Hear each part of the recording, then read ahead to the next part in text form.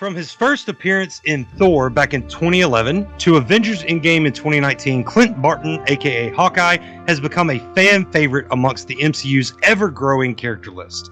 So much so that Disney Plus extended MCU TV verse got a new addition last year in the form of a show that gave us a little more insight into Barton's life, Hawkeye. We were introduced to new characters like Kate Bishop, Maya Lopez, and more, and even got to see some familiar faces as well. Spoilers. And that's what we plan to talk about today. Joined by Jay, aka Nerdsquatch from Fandom for All, and photographer extraordinaire Don Cooper from Geeky Vengeance, we delved into this awesome story that was Hawkeye. Fill your quivers and make sure to walk the dog. Season 3, Episode 2, Hawkeye, a rebranding Bullseye, starts right after this. Please stand by.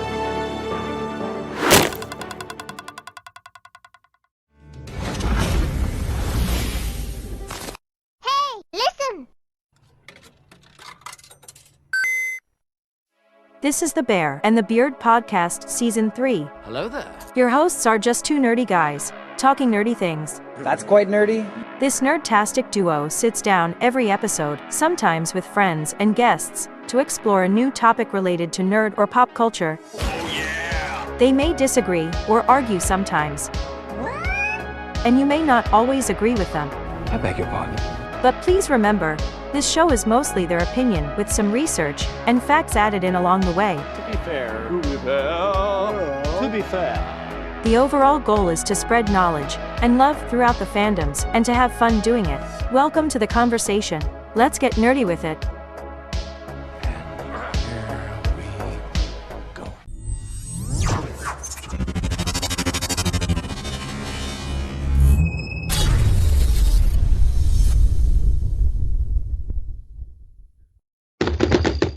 What's going on, everybody? Welcome back to another episode of the Bear and the Beard podcast. I am the Bear. I am joined, as always, by my majestically bearded, faithful co-host, Bearded Brian Guy, the Beard. What's going on, Brosy's man, my guy? Hey, Brosy's my dude. How are you doing? Doing all right, doing all right. We are also joined today by now a familiar face on the show, Jay from Fandom for All, aka Nerdsquatch. Hello, sir. How are you? I'm doing fine. How are you? I'm doing good. I see your little Hawkeye there. Very, very nice choice for today. And I saw your Matt Murdock cosplay, which we'll get into why that is relevant to this episode as well. Very, very relevant. Right? And we are joined by now his work has been featured on the on episodes in the past, especially our con wrap-up episode when we were talking about Mississippi Comic-Con. He's normally behind the camera, but now he's on the Skype call with us today. That is Don Cooper of Don Cooper Photography, also a member of Geeky Vengeance. Hello, sir. Welcome to the show. Hello there. Thanks for having me on tonight. Oh, definitely. Anytime. I loved, we talked about this, me and Ori did, in her episode all about Fan Expo. I'm sure we did, just the awesome photos that we got from Fan Expo. And for more on that, go and listen to her episode over at the Voice of Geeky Vengeance. We're not going to talk about it here because, well, I mean, half of our panel wasn't there, so we're not going to talk about it. But it was really fun. It was great hanging out with you there, Don, at Fan Expo. Hope to do that again soon. But today we are talking about Hawkeye. So now this was one of those shows. I think I stayed up to date on it. Like, I think I let one or two episodes go by before I started it, but then it was like every week, gotta watch it. Especially since Jay was real bad about being on Facebook going, I really need someone that's seen this episode so that we can talk. Look, Okay, but same. when I have an idea that something is coming and I need to tell someone, I can't help it. Right. No, I completely agree. Yeah. This show had a lot of those moments too. Oh, yes. Definitely. But before we get too far into it, as we start every episode, our first Mama Bear's fun facts of the new season, guys. Let's get into it. I don't get paid enough. I don't get paid, period. And now it's time for Mama Bear's fun facts. That's it. That's all I know. All right. First fun fact. Let's let Jay. Can you give us our first Mama Bear fun fact, please? I sure can. So, Looking back to the comic, which took place on Earth 1610, Kate Bishop and Miles Morales dated during that time. Kate and her family were part of Hydra and were unaware that Miles was Spider-Man. Kate, being only 16 at the time, believed that Hydra was good. When Miles revealed himself to Kate, she informed Hydra and they kidnapped Miles. He escaped, of course, and ended that relationship. I mean, that's harsh. Wouldn't you? I mean, it's harsh that she just turned him over. I know she didn't know, but damn. But it's also the whole brainwashing thing of Hydra. Like, Hydra is good, Hydra is here to help, and they're really not. So, Don, can you give us our second fun fact, please? Yes. The art of archery has been around for hundreds of years. Archery takes more than skill and knowledge. It also takes strength and precision to master. According to experts, the bows of the strongest men have a 70 to 80 pound draw weight, which in today's society is very impressive. But what about Clint Barton? His draw weight is 250 pounds. That's about 3 times what the strongest person can muster.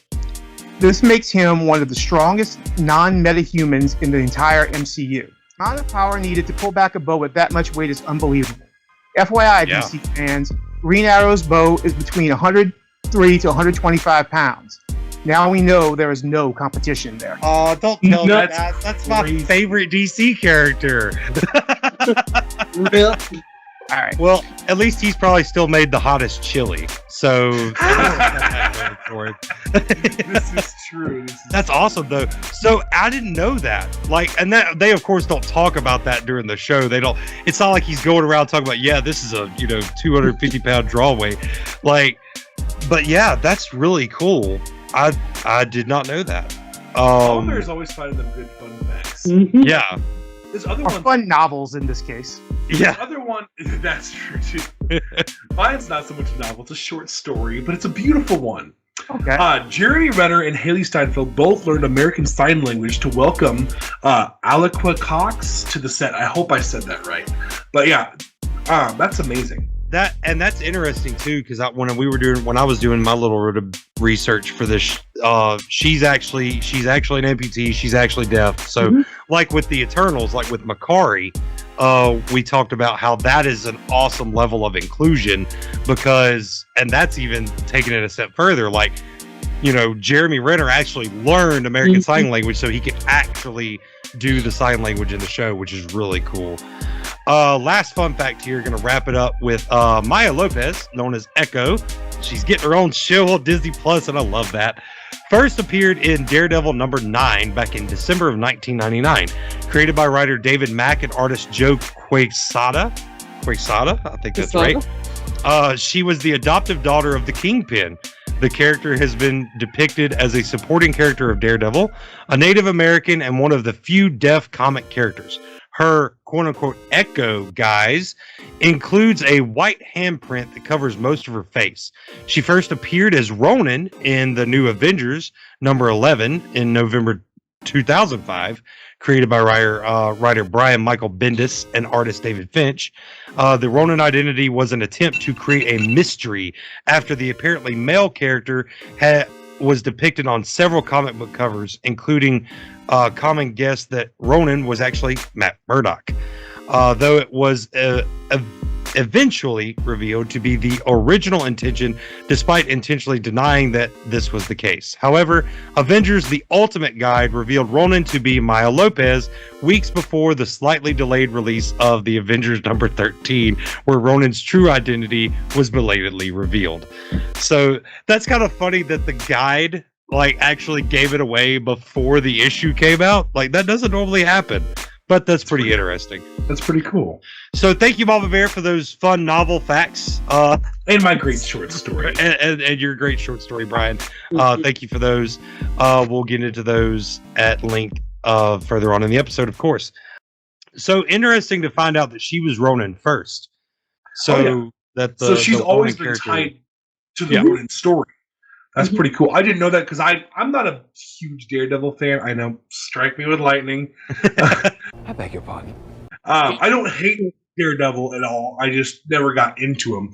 So I don't know a lot about his villains and side characters, stuff like that. So this is interesting information to me to learn about a character that I never really knew much about.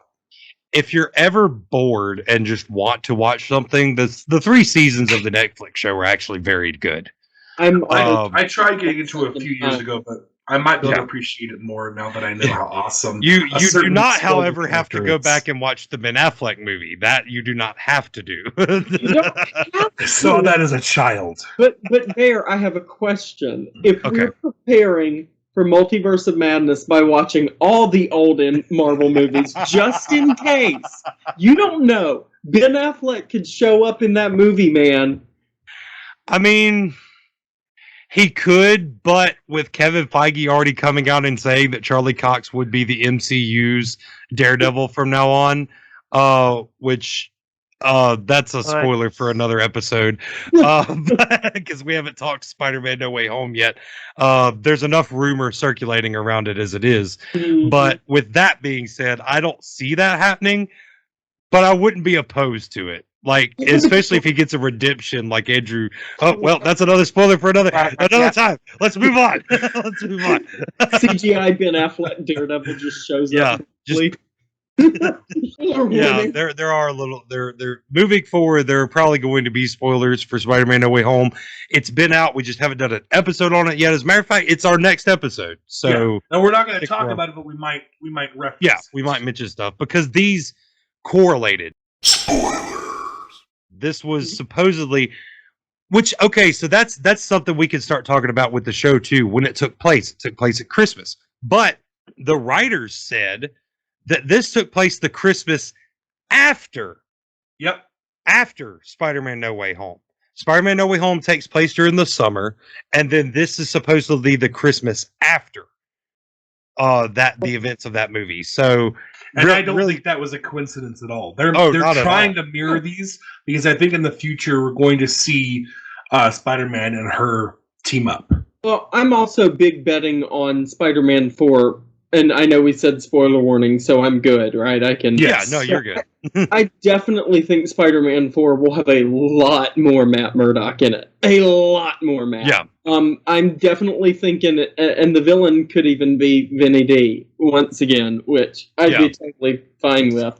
He's such my favorite Kingpin. Like since we're doing spoilers out of Duncan because it was a fan. I think he's just awesome in the role. But right. Kingpin. Well, that's the guy I've been worried about this whole time. Kingpin is in this show. He is in that was the big spoiler that a lot of people saw coming to a point. But the reason I randomly bring up Kingpin, I'm not just a crazy person randomly saying a name. Talking back about the coincidence, that episode of Hawkeye came out the same week that No Way Home came out. So they revealed Matt Murdock and Kingpin in the same week. Not just that. A day before.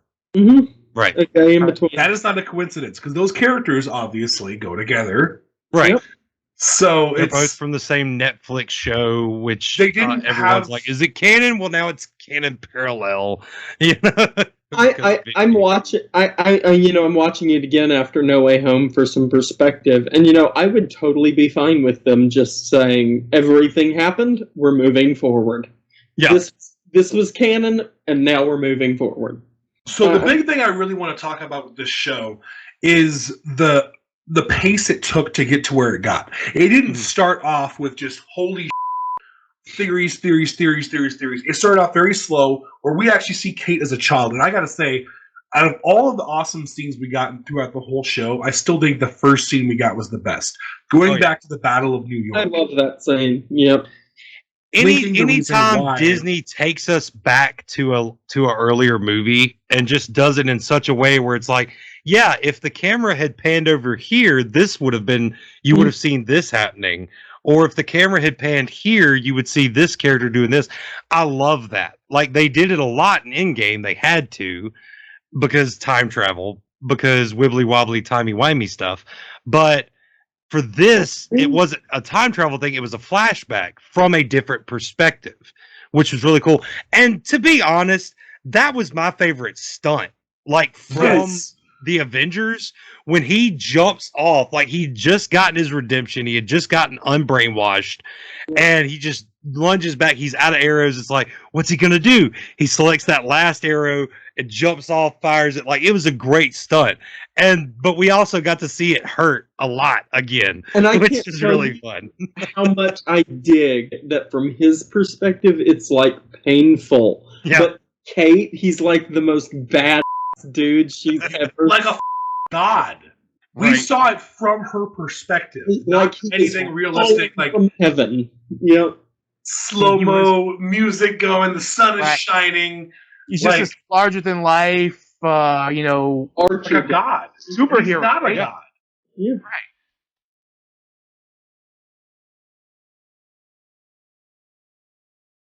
Because it's also one of those things too. Like we've talked about this with other Disney projects, especially related to the MCU, where it's not common knowledge beforehand. Like during the event, she didn't know. Little Kate Bishop didn't know that Hawkeye didn't have any superpowers when she saw him do that. But then to find it out later, much like we find out that once the world figures out that, Thanos was here a second time and blah, blah, blah, and all this, that Wanda could have there's the opinion Wanda could have single-handedly taken him among other characters in the MCU. That's cool, but you don't know that until after the fact. She could have taken out Thanos on her own if he hadn't initiated a blitz. I mean, nobody else came close. So you jumped from that building even though you can't fly, even though you don't have superpowers. And I thought, if he could do that, then I didn't have to be scared. They're not there. They weren't there to witness it. And as she's witnessing it, she's looking at this guy like, oh, that's a superhero. And then she finds out later, it's like, oh, no, I can do that. I can be that guy. And that's the whole dedicates her setup for life the to show. Yeah. Yep. That's the whole setup for the show, and I loved Right. it. Realized this guy she looked up to so much and basically almost did think he was some sort of god is just a normal guy. And that had to be the first scene. They could not start the show with just Hawkeye, because although I've never had a beef with Hawkeye, a lot of fans, and I understand this to a point, a lot of fans did not like Hawkeye for the longest time.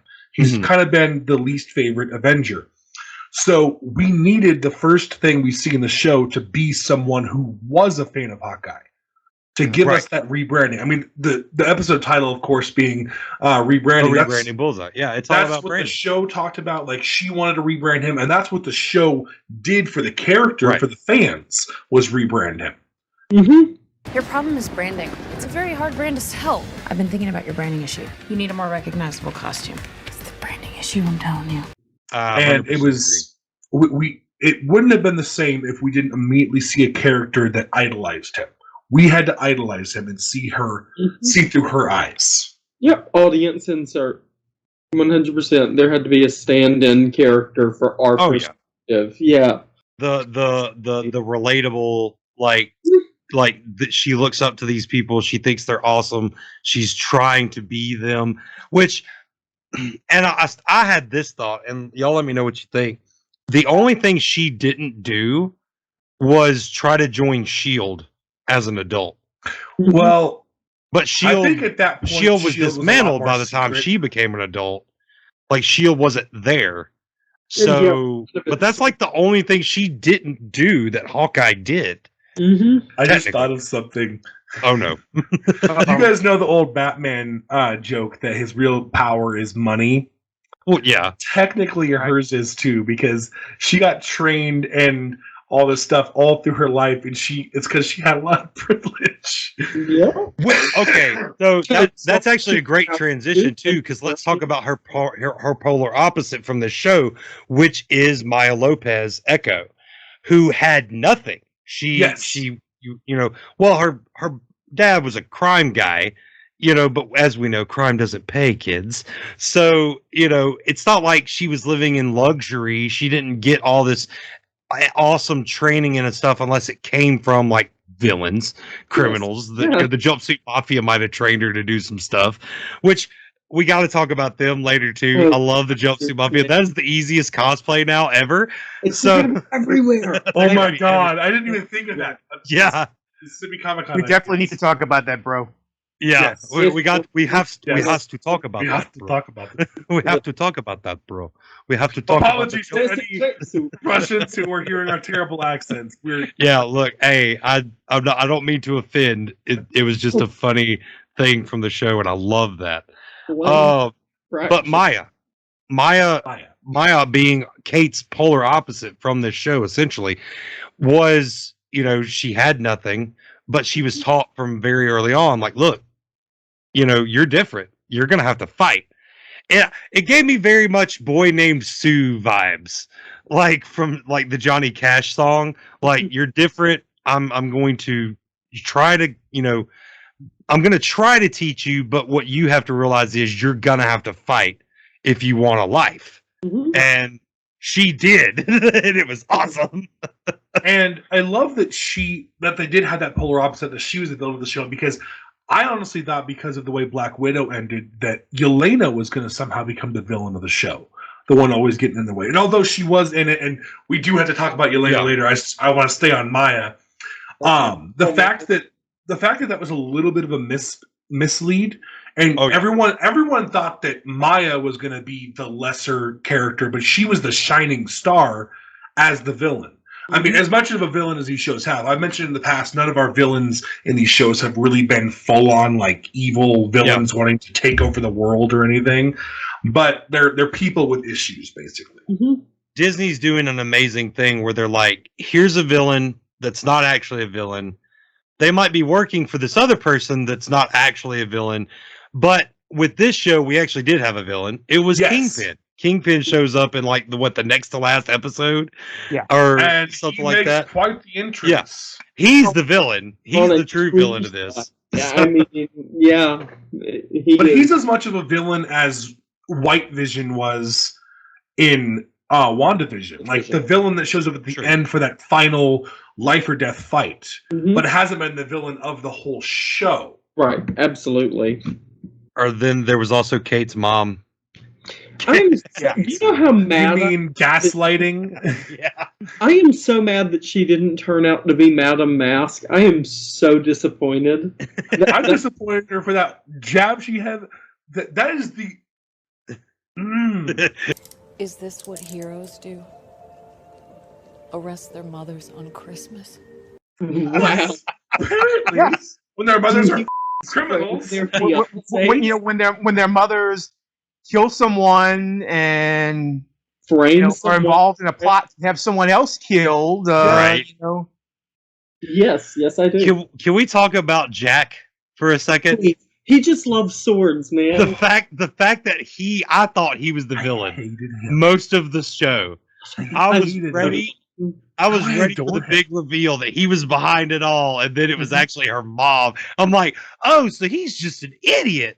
Pretty much a lovable idiot. But didn't he literally gaslight the Avengers into making him an Avenger at one point? Yeah, in the comics. Yeah, he did. That character, he's known for that. Yeah. He's very egotistical, which is why it was believable. He's sword obsessed. He was at the black market, the black market auction and all that. So yeah, it was very believable. But I love that actor too. He did such a great job. He's really good. Just like John Walker, what's his name? Russell, Mr. Russell that plays John Walker. He played him so well. You're supposed to hate him. You're supposed to not like him because they set him up to be the villain. Mm-hmm. And then I didn't hate him at the end though. Yeah. No, not at all. He redeemed himself. He just shows up and cuts some people down, and it's great. The art, the art in the after credits, like when the credits are rolling for him with the rose in his mouth and the sword, I was just like, all right, Zorro, calm down. And this is where movie Hollywood is kind of getting dirty. They know what things they can do to make us suspect who the villain is, and they're using that against us now. Yeah. They gave us every element that we needed to figure out that he's the villain, and then it was just they know. Yeah. They know. Yeah. But it's getting to the point where it's becoming so overused that we're pointing everything at him. It's getting to the point where it's so overused, you're gonna start realizing, well, wait a minute, they're pointing everything at him, so he's not gonna be the bad guy. But then they're gonna flip it again. They know they're ahead of us.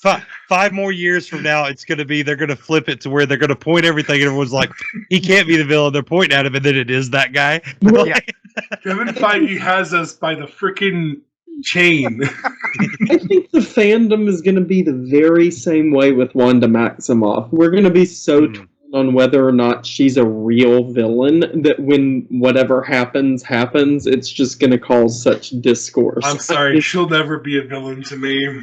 She can kill every single character that I love, and she'll never be a villain to me. I have a whole shelf dedicated to Wanda Maximoff. I adore her. But they're playing the tragedy card with her. You know, everything she does, no matter how bad, no matter how awful, it's because of personal tragedy. But she goes through serious tragedy, though. How long can she go on that, though, is my question. When can you look back and say, whoa, I'm a multiversal threat. I got to stop blaming it on my past and take responsibility for what I'm doing right now. You know, I mean, if she starts killing people, I'm going to be questioning. I'm going to be like, I don't know, man. You're killing some people. Nope, she's a superhero forever. We'll have to see how that goes, especially with Multiverse of Madness coming up. Ooh, yeah, promo time, yeah. Hey there, listener or viewer. So we mentioned earlier in the episode that we were at Fan Expo, or I was, with Don from Geeky Vengeance, and of course our friend Ori, the babe from Geeky Vengeance and the voice of Geeky Vengeance podcast. And while we were there, we actually got to talk, I got to talk to Garrett and Sven from SciFiCon. And that is probably the next event that we're going to try to be at SciFiCon Lake Charles. It is in April, and here's a little interview to tell you all about it. What's going on, everybody? It's the Bear from the Bear and the Beer podcast. I'm here at Fan Expo, formerly Wizard World in New Orleans, Louisiana, and I'm here with Garrett and Sven of SciFiCon Lake Charles. Now, guys, tell us a little bit about SciFiCon coming up. I know it's coming up in April. Tell us a little bit about what it's about and all that. We're going to try to be there, but hype me up. Let's go. Okay. You know. So with our 2 years being off from the pandemic and pretty much put us on track to come back 2 years later. This will be our 10th event. Okay. We have a humongous guest list this year. Yeah, I saw Doug Jones and Tim Russ. Yeah. And for our anime guests. Probably biggest lineup of anime guests to date? Yes, about 5 anime guests. We might have another one coming in pretty soon. Okay. And we're looking at another sci-fi guest. So we're pushing more anime this year because we're going back to our roots. First 2 shows were anime related, so we want 10th anniversary. We want to celebrate back to our roots. That makes sense. And Doug Jones, even though a lot of us, in the nerd community, we know him as like Abe from Hellboy and stuff like that, but he's been in a lot of animated stuff as well, voiceover work. Tim Russ, of course, we know him from what was that, Star Trek? Voyager, yeah. So we'll have him in, and that'll be really cool, guys. When is the event? April 1st through 3rd at the Lake Charles Civic Center in Lake Charles, Louisiana. Okay. And we're going to try to be there for the Bear and the Beer podcast as well. Awesome. So now you say this is your 10th year. Mm-hmm. What, how did it start? What does SciFiCon mean? Why is it a thing? So I guess is the main question. So we had a group of people that worked with another convention at one point in time, and we felt that we needed an anime convention versus a sci-fi convention in town. Okay. So we started with an anime gaming event in 2011. We had no budget. We rented the venue. 550 people showed up, and we didn't have 2 months to advertise for because it was an anime event. Right. So we said, well, we did one show. Let's do the next one. Next event was about 700 people showed up. Oh, wow. Next event after that was about 800 to 900. Until our 5th year count, we had 1,600 people. Oh, wow. We were anticipating up to 3,000 to 4,000 for our 10th anniversary in 2020. Oh, wow. And that was just single day. That was ticket sales, not in and out. Right. That was just sold tickets per person. That's around 3,000 to 4,000. Individual people. Yeah. Individual people, right. And we were on track. And a month before pandemic happened, we rolled everybody's tickets over if they bought them locally, refunded money when we could, and we said we're going to promise to bring back as many guests as we possibly can. Okay. And what did we do? We brought back 90% of our lineup. Awesome. And we're adding more. Yeah, and I know we just saw y'all at MechaCon, so we saw y'all at MechaCon. Now we're here at Fan Expo. Do y'all have anything else coming up before y'all's event? Yeah, we're gonna. We usually set up at the St. Patrick's Day event at McFarland's Pub, which is also in town in Lake Charles. Okay. It's an all-day event, obviously. They let us go out there and set up, and we'll be at CoastCon in Biloxi. All right. Well, we will be looking forward to that. That is, again, we have April 1st through 3rd, CypherCon at Lake Charles. And Garrett, Sven, thank y'all for sitting down and talking with us. And we'll see y'all at the con. Absolutely. All right, guys. Thanks. So, yeah, that's it. Thanks, guys, for the interview. And we'll be looking forward to seeing you at CypherCon. And we hope to see you there as well. Now, let's get back to the Hawkeye episode.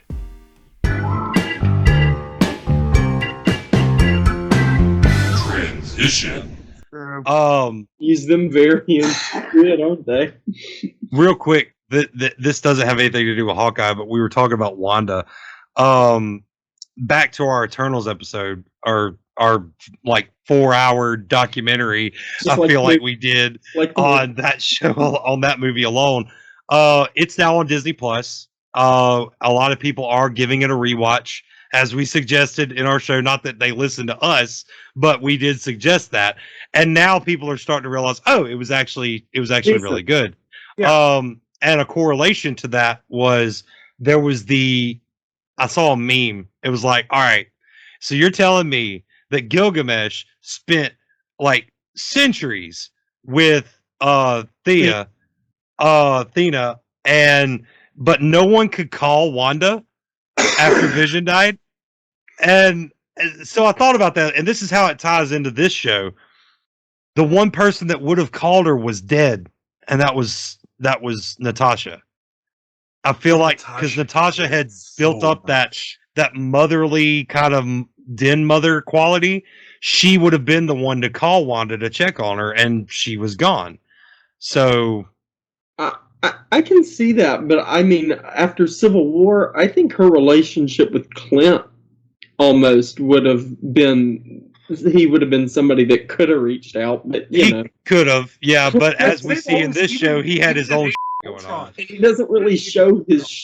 He doesn't really talk about his emotions, so Yeah. Okay. So this kind of leads in because you're talking about Wanda and his relationship. Let's talk about Kate and his relationship. They really got such a great bond. Like they really are a team now. Yes. And when he called her his partner, I cheered. I was so happy. Like, yay! And the getting the LARP people to make him a new costume. Yes, LARPers were they're the heart and soul of the show. By the way, I was half hoping he'd go back and LARP in a Renaissance costume that looked like that Hawkeye costume. I was half hoping. I was just like, come on. Still might. We might see it, or we might at least see Kate do it. What, you never know. I'd love to see Kate in that costume. Yeah. And I was hoping for a second that when they were making the costumes that they would do the traditional Hawkeye costume.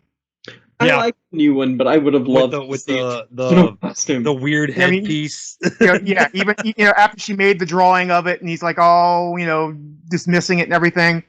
Mm-hmm. Have the LARPers actually make that costume and actually have him put it on and somehow like it. Or even if it would have been like this thing where it's like they make the whole costume, they show it to him, and they're like, oh yeah, and it also comes with this hood thing, and they show it to him, and it looks like the original, like with the flex out horn looking things, and he's just like, I think I'm good without the hood. I don't need to, block my vision. Jessica Jones. But the rest of it looks amazing. I just found it because I thought I remembered it. There was an extra in the Battle Royale scene wearing a comic accurate Hawkeye costume. I have the photo if you want to have it for the video. Yes. Oh, that's we'll amazing. Put that in here, definitely. Yep, there is I didn't know that. Yep, there was a LARPer extra wearing a Hawkeye. Yeah. They know how to put those little Easter eggs in there for us too. But I expected it because every other show had it prominent. Right. No, they featured their classic legacy costumes very prominently. They didn't do that with Clint. They featured the ultimate costume, which I'm fine with. Yeah. If y'all can remember, what would you say your favorite moment, like not non-fight scene, but like moment between Hawkeye and Kate, Clint and Kate? I mean, can I go? I have. Yeah, mine. sure. If you have Go yours, ahead. go. Thinking about mine. There is a scene, and I don't know how many of you have read. Have y'all read the Matt Fraction comic that this is based on? I did when it was current. Okay, Years ago. so there's a bit in that storyline where they argue about the boomerang arrow, and Clint is like, "You respect the boomerang," and Kate is like, "It's a boomerang arrow. What do you need this for?" And in the show, it's flipped. Clint is like, "Why do you need a boomerang arrow?" And Kate is like, "Because boomerangs are awesome." So they took their dynamic in multiple little bits and flipped it, and I really, really liked that. Have you ever heard of boomerang arrows? What? Why would I ever want to use a boomerang arrow? That's kind of cool. Yeah, so that's my favorite bit between the two of them is the boomerang arrow. Mine, it's kind of a fight scene related scene. My favorite scene was actually the full scene that we got in the D23 day trailer for Hawkeye when they showed us the car chase scene. Yes. So, but that was my favorite scene because it was a one camera rotating kind of style. So, which was really cool. That's the first time they've really done something like that in the MCU. But it was my favorite Kate and Clint scene because it was him showing the whole car thing at the very beginning. Mm-hmm. And she's like, "Oh, we could take this." And he's like, "Yes. We're not messing up that car, just to, let's take this." And that he also didn't have his hearing aid. So he's like, "I can't hear you, but you need to come and drive right now." And then she's like, "No, I'm not going to do that." She gets in the car. And then he's like, "No, wait, not that one. Too dangerous." Like it was comedy, action, and like them bonding because it was the first real bonding that I saw in them. And that's why it was my favorite. Get over here, I need you to drive. What? I don't want to drive. I'm not hearing you. You drive, okay? Yep, the choice to feature his deafness prominently was it made for some really good bits. And I love how they introduced his deafness. That it was just like, they're like, "Oh, why has he not been deaf this whole time?" And then, "Why are you deaf?" And then flashes to 50 million different reasons it could be. Right. What happened?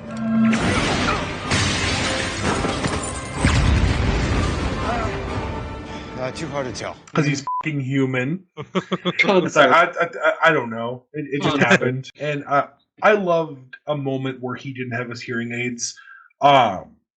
He's having a really hard time not being with his family for the holidays. And he can't hear his kid because he doesn't have the hearing aids. And the phone call. Yeah. Little notes of what he's saying. That way he can try to act like he's okay. Because every father wants to act like they're okay. They don't want their kid to know they're not all right. Yeah. Oh, boy, I got to tell you, I miss you so much. Not going to lie, he's trying to play cry. Yeah. Yes, same. I was tearing up and I was like, "F you." And for me, it's actually both of those scenes you just mentioned. First off, the car chase. Mm-hmm. I mean, when she fires that one arrow that blows up a car, and she's like, "What was it? There's 4 more that are more dangerous than this." Right. And then that's pretty cool. That whole scene that Beard was just talking about with the phone call. I mean, beautiful scene. And they even have the phone and the sound coming over the phone being really muffled and muted, like he would not be able to hear it. But then it puts you in his perspective, right? And then the way Kate was helping him by basically being his go-between between his kid and him. So I mean, just both of those just shows the way they were getting along and just the way their relationship was growing. Yeah, absolutely. Very, very well done on their dynamic, especially. And we also had Maya's dynamic with the guy that definitely wasn't Jon Snow, but he looked so much like Kit Harington. Like for a second, I was like, Oh "What my the hell God. is he doing here?" Black Knight. I didn't put that in my He looked so much like him, but that dynamic too was very well done, especially toward the end where he's like, "Why?" Where she, asks him, "Why weren't you at the meeting when my father died?" And he's like, "I didn't get the call." It's like, you lying. What a shift change in the atmosphere, because the atmosphere of their relationship, it felt so genuine. Like he really cared about her and she really cared about him, but it was he really didn't care. He just kind of felt guilty a little bit, probably, but he didn't actually give a shit. He was still all about self-benefiting himself. Right. That's my takeaway as well. Yeah, it was there was some genuine feelings there, but it was mostly out of guilt. I felt like, yeah, definitely. Okay, so the Rockefeller scene where Hawkeye shoots the arrow and then splits that arrow with another arrow, and it takes out the two dudes to his right, and he catches. He's like, Nice shot! Yeah, no that was just great. Like I loved it. He's finally getting to just go, yeah, I'm a bad. I'm gonna put my bet in the ring that Kazi is not deceased either. That both Kazi and Wilson Fisk are both very much alive. That actually segues to a question. I wanted everyone's poll on that. Do you think Kingpin's dead? No, there's no way they're going to bring him in to kill him that quickly. He's blind. So is Maya dead? No. Can I offer an idea? Maybe. Yes. Fan theory time. Fan theory time. It was Mephisto. Their whole story in the comics culminates in her shooting him square in the face too, but she blinds him. It just blinds him. It doesn't kill him. So that's where I think they're going for her show. And Kazi in Matt Fraction's Hawkeye is a character known as the Clown. And we never see that happen in Hawkeye. So I'm thinking they're being set up for Echo. That Wilson and Kazi will be her antagonists.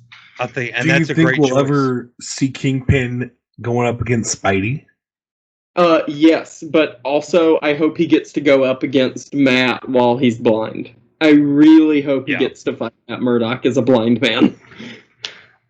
And as we said, the spoilers for we could definitely talk more about Kingpin when we do our Spider-Man episode for sure, because I have a lot to talk about that with how that movie ends. Is a great setup for Kingpin to now be a problem. But we wouldn't have had that if we didn't have this show. So that's really good. Well, and also there's the last Spider-Man thing I want to mention, because we're talking about the Rockefeller fight scene. The tree knocked over and destroyed. And that happens. So everything that happens at the end of this movie happens at, like you said earlier, at the end of No Way Home. And we see Spider-Man go right past that same tree.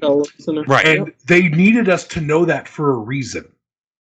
That's all I'm going to say. That's a little hints to our next episode we're going to do. I'm going to talk more on that. Really tired of these teenagers smack talking him. I'm telling you. Wilson is going to be so done. I still love the fact that was the first cosplay I ever did was that version of Kingpin.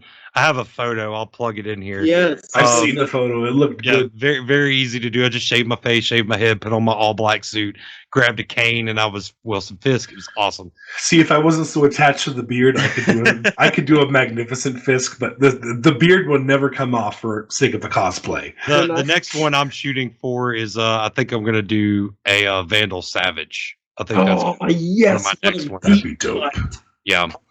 But that's DC. I could do a good Craven. Favorite. So we were talking. You said favorite Kate and Hawkeye scene. What was everyone's favorite Hawkeye stunt? I guess is the best way to say it. I'll go first. He breaks the glass, catches the Molotov, and throws it back out the window. Hang on a second. Yes. So that was definitely my favorite of the whole show. What was y'all's? Mine was actually very simple. When Kate did the trick with the coin. Oh yeah. When she finally nailed it. Okay.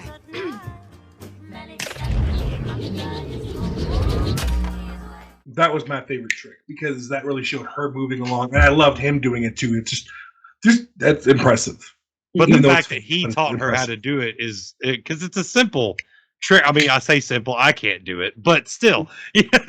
Well, can anyone do it to the way they do it in the show? Like, I know people can aim coins, but can they bounce it off, turn off a TV? Well, but we're also talking about even though he says he doesn't have any superpowers, Hawkeye in the comic books, he's not classified as a metahuman, but he does have abilities. Like he, like Deadshot, can pick up any weapon and be deadly accurate with it, which is why after Captain America's death in the comic books, he was approached to carry the shield because he was the only one that can make it work like the way Cap did, using the geometry and all that. So yeah, in this show it might not be, but yeah, no, I can't. I definitely can't. Even if I spent time learning it, probably couldn't do it like that.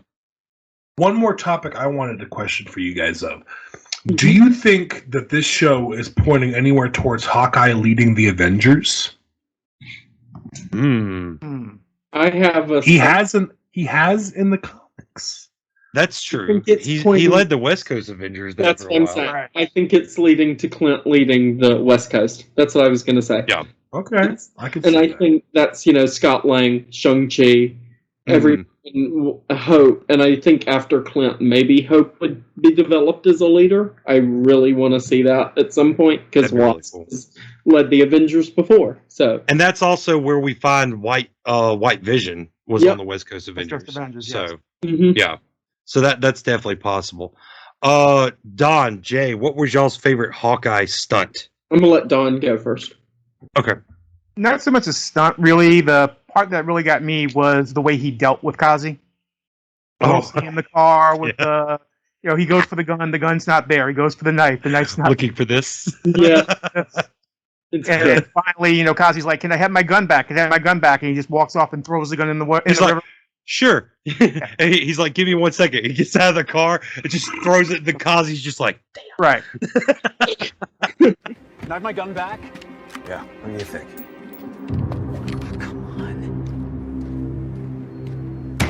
Don't mess with an Avenger, especially one that's pissed off. Angry, yeah. I don't know if it's considered a stunt either, but it's certainly not my favorite arrow, which I know we're going to get into later. So I'm going to say the Pym arrow is probably my favorite bit that they do. Yes. The weapon.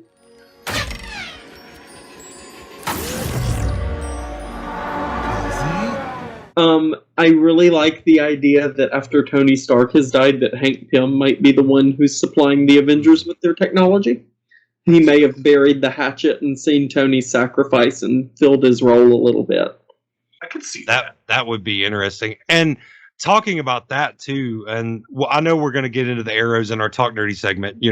Please be patient with us, dear listener or viewer. We are going to break those down. But watching him make his trick arrows, yes, which is something we've never seen, because we haven't had time for it in most of the earlier movies, but we finally had time for it in the show where we actually get to see where it's like he makes his own stuff, like he uses all this stuff and puts it together and then makes it. And yeah, it made it very user friendly. And Kate's there with the labeler, the label picture. It was so good. I actually wonder if, like, back in his Shield days, if he had like a whole lab where he just created his own arrows, like just like an office, like hey, step into my arrow lab. To the lab. So, come up to the lab. So would you call such a lab a quiver? Just because that's where the arrows are placed and put and made. Here's a whole other topic that we haven't even touched on it really. Florence Pugh. I was just fixing to say, are we talking Pugh? Let's talk Pugh. I loved her in this. I think we all love Florence Pugh a little too much. I love her in icon. I feel like we didn't get enough Florence Pugh. I agree. Well, hopefully we're going to get a lot more. Yeah. Mm-hmm. Well, I mean, we see the setup coming because she was obviously hired, she was contracted out, and these are the people that Kate's mom contacted to hire her to kill Clint Barton are obviously assembling their own kind of dark Avengers. They already got John Walker. They have her. Yep. So and that changed. What's the name of that lady? Val. Val's easy to remember. I know she's got a crazy awesome name that I need to actually remember some point. But So you can just call me Val, but don't call me Val. Just keep it in your head. This show made me hate her a little less because at the end of Black Widow, that end credit scene, I wanted to never see that character again because I thought she was. I mean, she still did manipulate Kate. She lied to her, but she didn't want her to kill Clint necessarily. Yeah, it wasn't her plan. It was the hey, we've been hired to take this guy out. I'm going to send you to do it. So if the fact that it wasn't her idea makes it a little nicer, a little bit, but she still manipulated her. She's like straight up. She killed he killed your sister. Well, no, he didn't. And I loved that bit, by the way. Their whole where they reconcile is so great. Absolutely. My before the final episode hit and Maya shot Kingpin, my running theory was that since No Way Home kind of exhausted, they've used Norman Osborn, there's no real use for him at this point, that maybe Wilson Fisk would fill his role in the Dark Avengers as like the proprietor, the guy who funds it, and that maybe he was working with Val because I mean, you got a Black Widow, you need a Hawkeye, and Bullseye is kind of right there. Right. Oh, man, I would have loved... Like, I'm halfway through Daredevil Season 3, like I said, and Dex is just awesome. Oh, yeah. And, for sure. Yeah, so much better than the Colin Farrell Bullseye from...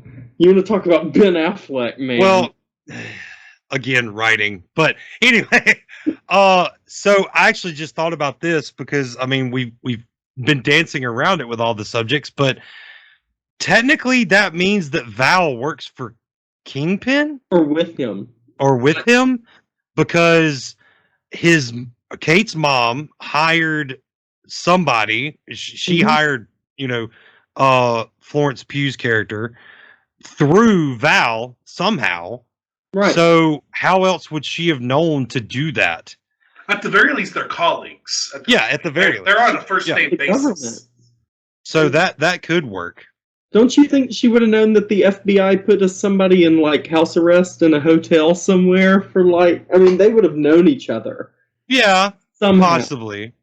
Yeah. But it's one of those things like I can't wait for more because that would give us answers to such questions. Yes. So definitely going to look forward to anything come out of the future. Now this show, we were talking about this before recording, $25 million roughly estimated per episode, which comes out to, for the 6-episode series, $150 million estimated dollars on a TV show. And that's an MCU flick and more. Yeah, that easy. But with all that money spent, let's just ask the question: are you not entertained? Because I think every dime was well spent. I don't have any complaints for this show. I mean, it starts out with a slow pace. Don't get me wrong, but it's not so slow that it's boring. I love the pace of these shows. Like they always have a great pace. Disney definitely had a build. For those of you who have seen Daredevil, is there any inconsistencies in Daredevil to make it not canon, or are these just canon adjacent? No, I don't think there's any inconsistency. The way they set up the Netflix shows when they first came out, which Daredevil was the first one, which is why there's 3 seasons of it. The way they set it up was canon adjacent, because they couldn't call the Chitauri invasion, what it was.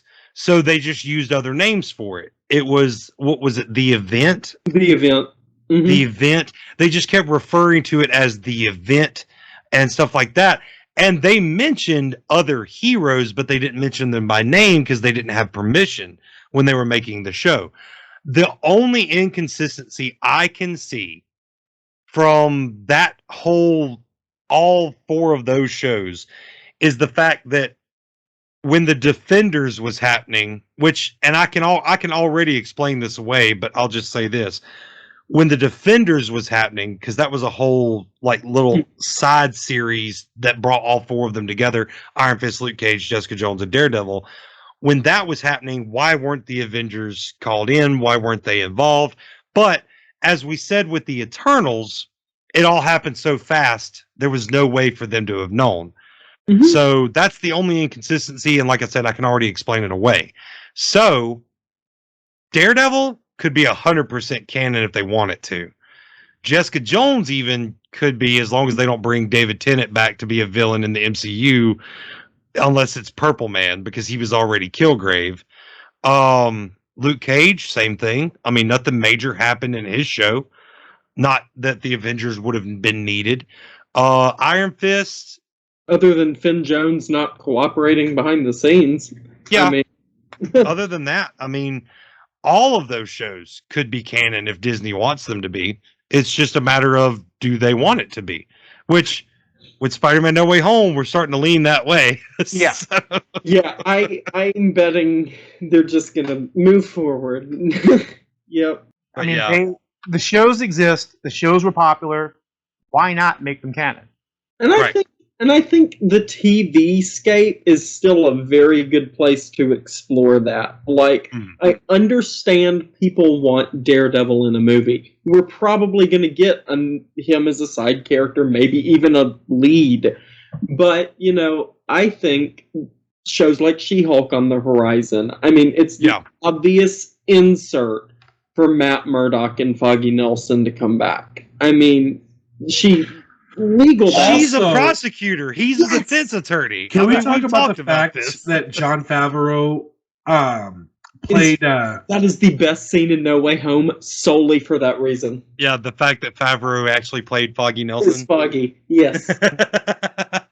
So he gets to sit next to Daredevil again. It's from Goodfellas. It's so great. So great. I love Jon Favreau. He has a show on Netflix we're watching. Yeah, pretty much everything he does is amazing nowadays. So let's get into, if we don't have anything else, let's get into our Talk Nerdy segment for this week. I have some input from our question from the Eternals that I'm going to share, and we have a question for you. So let's play that intro music.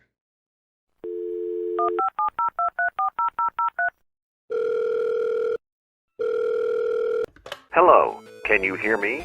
Each episode, the Bear and the Beard ask a question that they want your input on, along with sharing comments, suggestions, and other things they have already collected. They love to hear from their fans, so let's get nerdy with it. All right. Let me pull these up real quick. We asked you during the Eternals episode if you had to choose for which order to watch the MCU in. Did you want to watch it in chronological order or release order? My answer was first time release, second time rewatch it in chronological. And that was the same answer for the Beard. So we actually had the same answer on that one. Zelia said definitely chronological. We also had Jen said first time was release order. Now I'm watching chronological. It's interesting to see the connections and time loops from this perspective. Thank you, Jen. Caitlin said chronologically.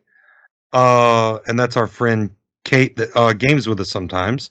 Hi, Katie. Tom said release first time. So I'm guessing he means chronological now. Walter said, once the movies are resting comfortably on my media drive, I prefer to watch them in chronological order. So I love that he said safely on the media drive too.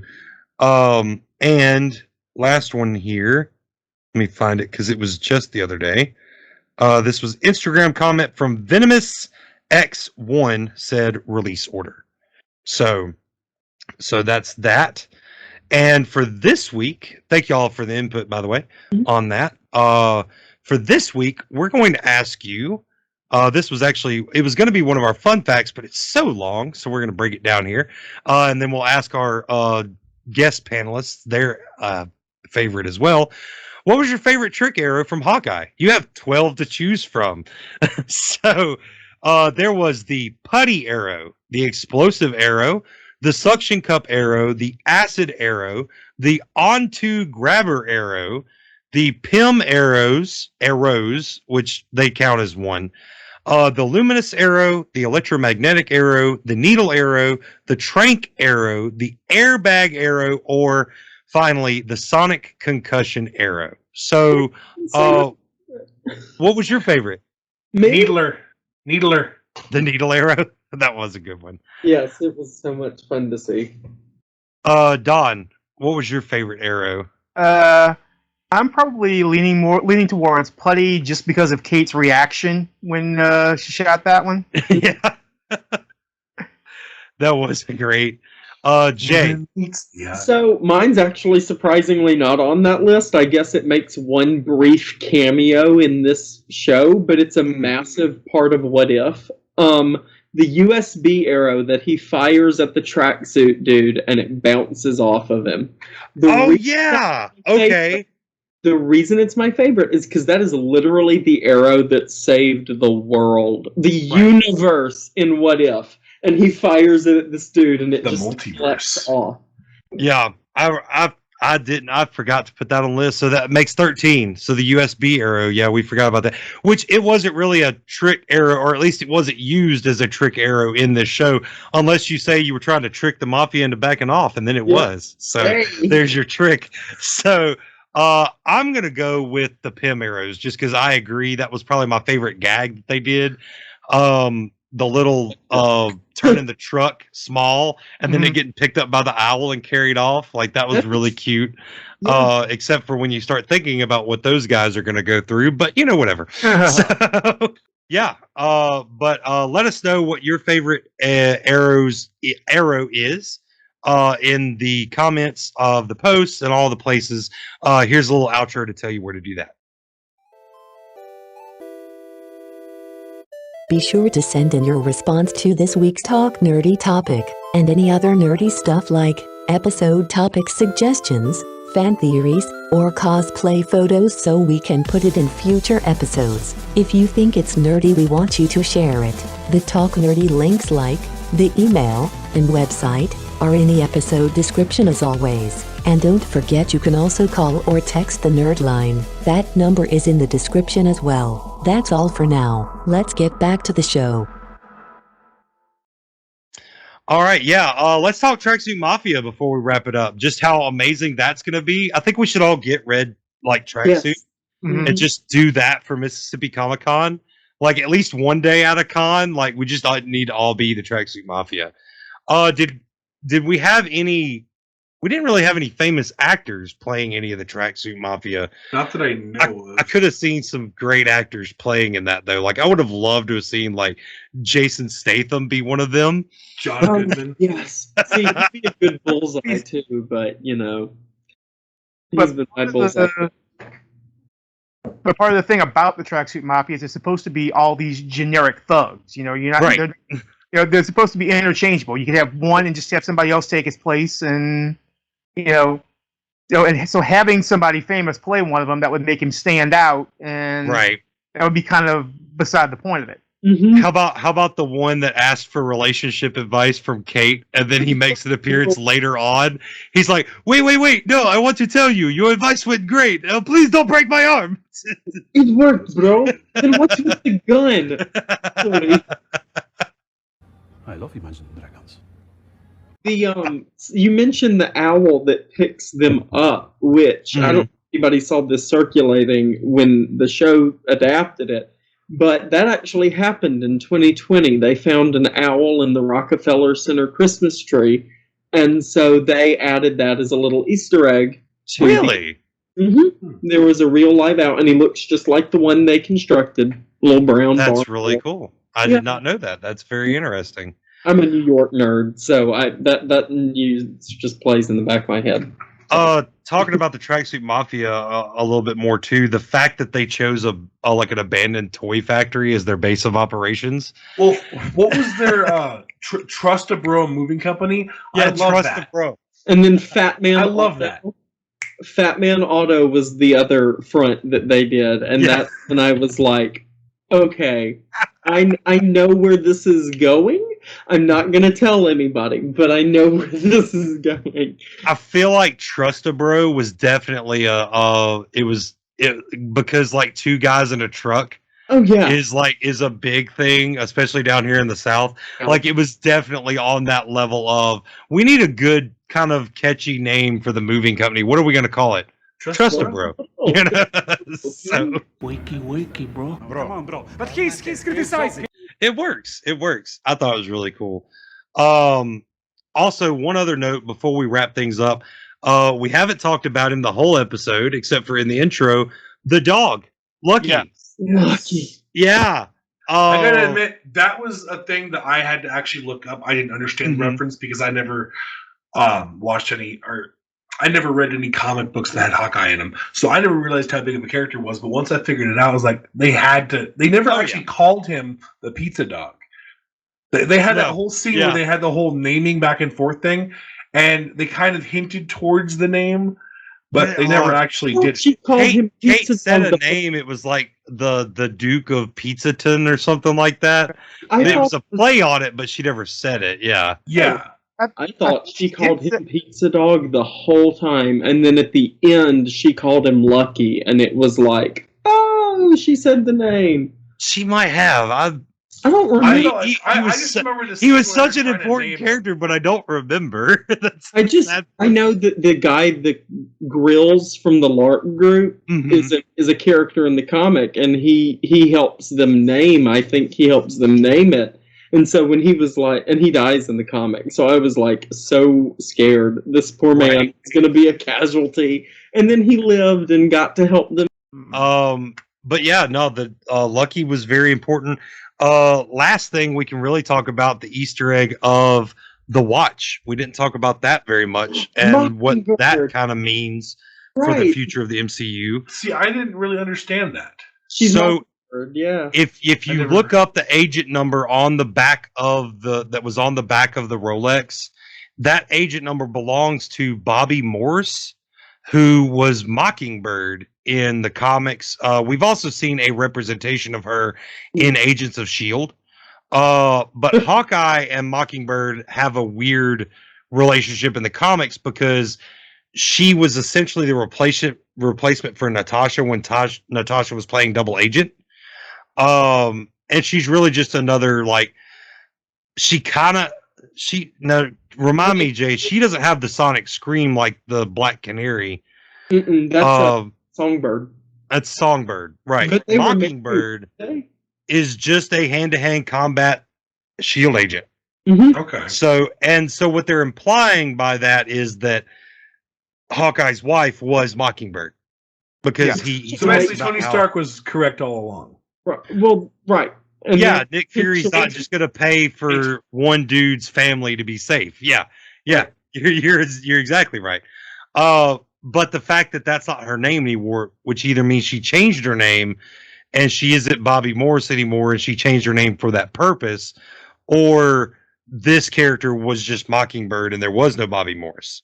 I think they just removed. I think we got Daredevil made canon and had to lose Agents of S.H.I.E.L.D. as canon. Yeah, unfortunately.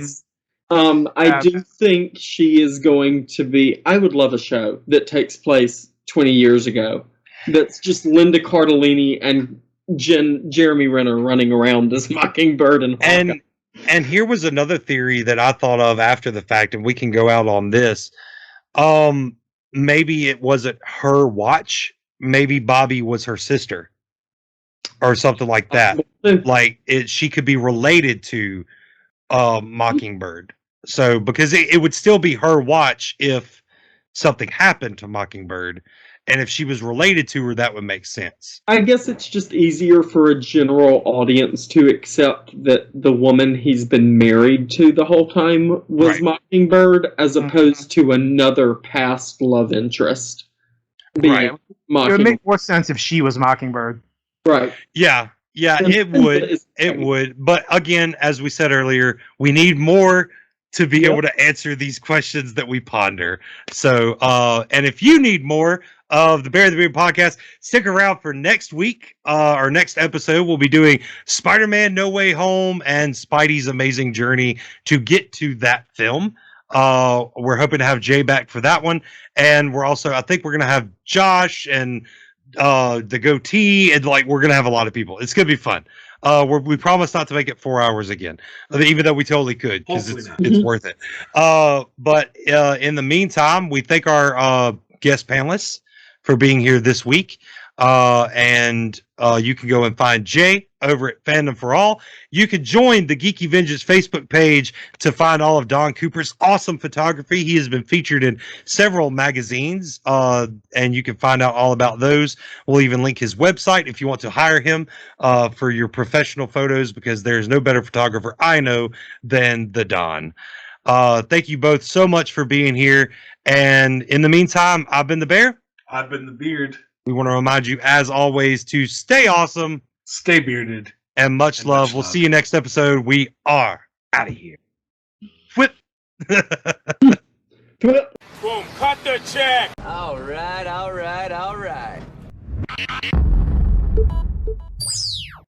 That's another episode done. We hope you enjoyed it. New episodes are released every other Friday at 8 a.m. Central Standard Time. Check back then, or subscribe so that your device downloads it automatically.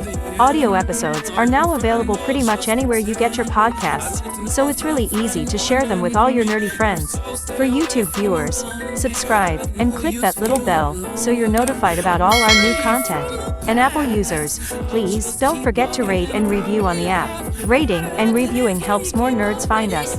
Now it's time to thank the rest of the Bearded Bear team. Head researcher and graphic designer, Mama Bear. Master of Marketing, Han Bralo. And all of our other geeks of the round table and friends of the cast. Thank you all so much. And lastly, for more music like this awesome new outro track, go follow Secret Apex on Facebook and Spotify. Links in the description. Talk at you next episode, nerds. See you then. I'd like to know if you're a friend or an enemy. If so, stay away from around me. Welcome to the end. Are you a fan or just pretend? I'd like to know if you're a friend or an enemy. If so, stay away from around me. Welcome to the end. Are you a fan or just pretend? I'd like to know if you're